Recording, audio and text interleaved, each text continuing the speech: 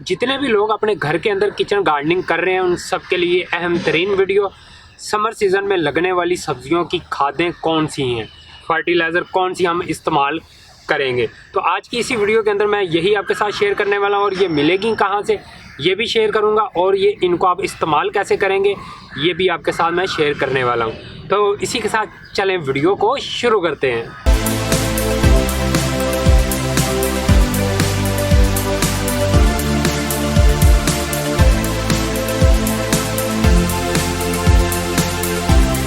सबसे पहले हम ये देखेंगे कि कौन सी अहम खादें हैं जो समर सीज़न की वेजिटेबल को हम डालेंगे ताकि जो हमारी बेल वाली सब्जियां हैं, दूसरे पौधे हैं, टमाटर हैं, जितनी भी किस्म के पौधे हैं, इसके अलावा फ्लावर वाले प्लांट्स के अंदर भी आप ये खादें इस्तेमाल कर रहेंगे। तो ये सबसे पहले हम बात कर लेते हैं, इसकी तरफ आ जाते हैं। ये देखने को आपको मट्टी लग रही होगी, ये मट्टी नहीं है, ये हमारे किचन वेस्ट की कंपोस्ट बनी हुई है। तो ये किचन वेस्ट की कंपोस्ट मैंने तैयार की थी। किचन वेस्ट की जो कंपोस्ट होती है उसको तैयार करने के लिए 3 माह लग जाते हैं हमें। उसको जल्दी तैयार करने के लिए उसके अंदर हम मट्टी को मिक्स करते हैं ताकि मट्टी के अंदर बैक्टीरिया होते हैं और बैक्टीरिया जल्दी चीज़ों को डिकम्पोस्ट कर देते हैं। तो इसको मैंने तैयार किया था इस वाले मटके के अंदर, इसके अंदर, और ये मैंने 2-3 माह बाद इसको खोला है तो ये मेरी बिल्कुल रेडी हो गई है। कंपोस्ट जो किचन वेस्ट से बनी होती है, अगर आपके पास अवेलेबल है तो बेहतरीन है, आप इसको इस्तेमाल करेंगे। इसको इस्तेमाल करने का तरीका मैं आपको बता दूं। किचन वेस्ट की कंपोस्ट को मैं इस्तेमाल करने का आपको तरीका बता देता हूं। इस कंपोस्ट को इस्तेमाल करना चाह रहे हैं तो आपके पास अगर 12 इंच का पॉट है तो उसके अंदर आप ये 2 इस तरह मुट्ठियाँ भरकर किचन वेस्ट की कंपोस्ट को डालेंगे। इस कंपोस्ट के अंदर मुझसे मिट्टी भी ज़्यादा मिक्स हो गई है जिसकी वजह से मट्टी मट्टी दिखाई दे रही है। तो इस तरह से आप किचन वेस्ट की कंपोस्ट को डालेंगे। अगर आपके पास टोकरी है तो आपने ये अंदाज़ा लगा लेना है कि आपके एक पौधे के लिए ये इस साइज़ के 2 चाहिए।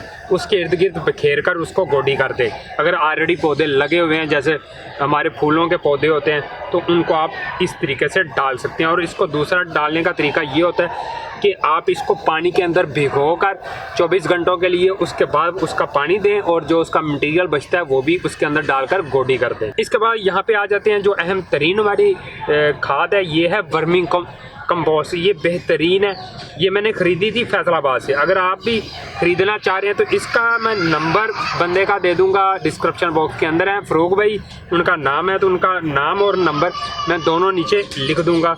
आप उनसे रब्ता करके ऑनलाइन मंगवा सकते हैं वर्मी कंपोस्ट पूरे पाकिस्तान में। तो ये फैसलाबाद है, मैं लाहौर में रहता हूँ तो मैंने 50 kg का बैग उनसे मंगवाया है। और इसका मैं आपको बता दूं इस्तेमाल करने का तरीका। आप इसका 1 कप जो चाय वाला होता है वो एक पौधे के लिए इस्तेमाल किया जाता है और आपने हर 10 से 12 दिन बाद वो 1 कप इस्तेमाल करना है एक प्लांट के लिए। अगर आप मिट्टी बनाने लगे हैं तो मिट्टी में 1 हिस्सा वर्मी कंपोस्ट का आप लाजमी ऐड करेंगे। इसके बाद यहाँ पे आ जाते हैं, ये हमारे पास गाय का गोबर है। गाय का गोबर आपको किसी भी नर्सरी से मिल जाता है इजीली। ये कोई रॉकेट साइंस नहीं। अक्सर मुझसे पूछ रहे होते हैं कि आपने कौन सी नर्सरी से लिया। ये ज़्यादातर नर्सरियों वाले अपने पास रखते हैं, आप उनसे ले सकते हैं। वरना किसी भी शहर से थोड़ा सा बाहर जाएंगे, गांव का एरिया आ जाएगा, वहाँ से इजीली आपको गाय का गोबर मिल जाएगा। आपने ताज़ा वाला नहीं लेके आना, आपने पुराना और सूखा हुआ ले आए, वो ज़बरदस्त है आपके पौधों के लिए। इसको इस्तेमाल करने का तरीका, इसको आपने 24 से 48 घंटों के लिए भिगोना है। उसके बाद आप अपने पौधों के अंदर इस्तेमाल करेंगे। एक जो मग होता है जिसके अंदर 4 से 5 कप चाय वाले डल जाते हैं, उस साइज़ का मग 1 पानी इसका लेंगे और 2 सादा पानी के मिक्स करके आप अपने पौधों को डालेंगे और आपके पौधों का रिज़ल्ट बेहतरीन चलेगा और बहुत अच्छा रिज़ल्ट आपको मिलेगा जितनी भी आप समर सीज़न के अंदर वेजिटेबल को लगाएंगे। और हर 8 दिन बाद आपने इसको इस्तेमाल करना है पूरे एक तरतीब से। इसके बाद यहाँ पे आ जाते हैं, ये ब्लैक गोल्ड है हमारे पास जी, ये इसको बोलते हैं राख। ये राख आपको कोलों की राख मिल जाएगी, कोले आप पीस लें, चारकोल को इस्तेमाल कर सकते हैं। राख वैसे बन जाती है पत्तों की, लकड़ियों की, तो ये राख इस्तेमाल कर सकते हैं। जैसे बारबेक्यू वालों के पास राख होती है वो राख ला के आप डाल सकते हैं।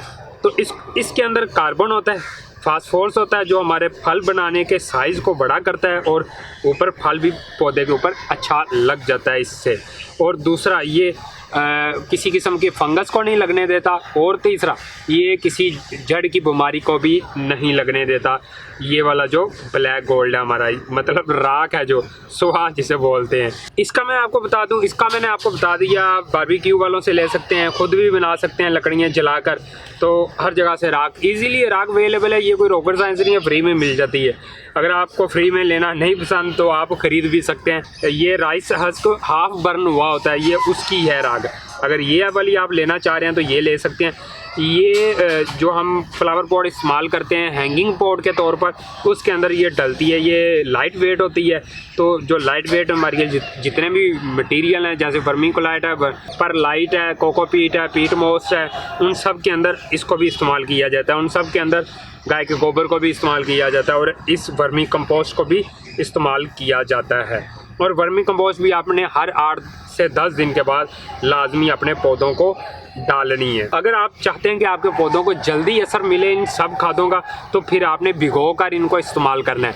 मट्टी बनाते वक्त एक दफ़ा मट्टी के अंदर मिक्स कर लें, उसके बाद फिर आपने ज़्यादातर ऊपर डालकर और हल्की हल्की गोडी करते रहना है। साथ साथ कोई भी केमिकल खाद इस्तेमाल करने की आपको ज़रूरत नहीं पड़ेगी इंशाल्लाह। ये पत्तों वाली सब्जियाँ, ये गार्लिक, ये अनियन और ऑर्गेनिक जो मिलता है ना, इसका मार्केट में कभी आप जाकर रेट पूछे कितना ज़्यादा होता है, और इंसानी सेहत के लिए ये बहुत ही फ़ायदेमंद है। जितनी भी ऑर्गेनिक आप चीज़ें लगाएंगे, चाहे वो थोड़ी मिकदार में लगाएं, उनका टेस्ट, उनका जायका अलग ही होता है और आपकी सेहत के लिए बेहतरीन है। जितने भी आप समर सीज़न के अंदर वेजिटेबल को लगाएंगे, उन सब वेजिटेबल के लिए ये वाली खादें आपने लाजमी इस्तेमाल करनी है।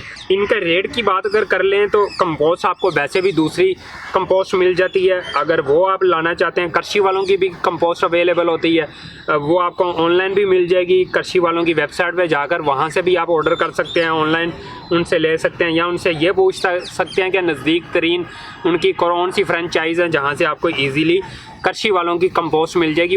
उसका रिज़ल्ट भी बेहतरीन है, मैंने वो इस्तेमाल की हुई है पहले। लेकिन अल्हम्दुलिल्लाह काफ़ी अरसे से मैं वर्मी कंपोस्ट और गाय का गोबर इस्तेमाल करने का तरीका थोड़ा सा चेंज किया और मेरे पौधों को 4 चांद लग गए हैं। अगर आप भाई की वीडियो आपको अच्छी लगी तो चैनल को ज़रूर सब्सक्राइब कीजिएगा और चैनल को शेयर भी ज़रूर कीजिएगा और वीडियो को लाइक ज़रूर कीजिएगा। मिलते हैं एक नेक्स्ट वीडियो के साथ, तब तक के लिए अल्लाह हाफिज़, बाय बाय।